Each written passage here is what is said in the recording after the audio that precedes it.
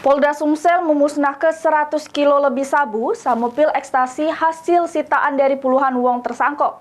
Kapolda Sumsel meminta elemen masyarakat awasi penyelewengan barang bukti narkoba oleh oknum.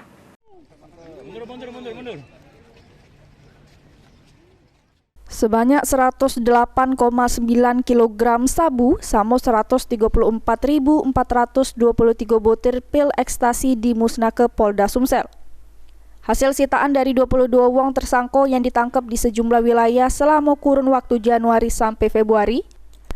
Narkoba dimusnahkan dengan cara dilarut ke jeru banyu deterjen kemudian di blender.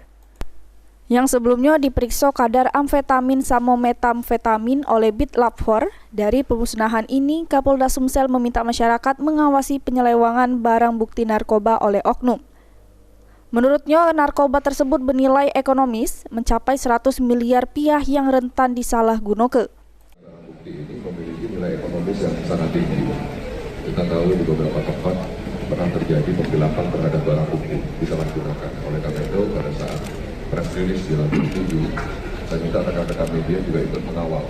Kawalan ini ada berapa banyak barang bukti, itu semua dicek, kemudian dimusnahkan supaya tidak bisa dimanfaatkan. Puluhan tersangka yang sudah diamankan ini terancam hukuman mati guna mempertanggungjawab ke perbuatannya. Mulyadi, PAL TV.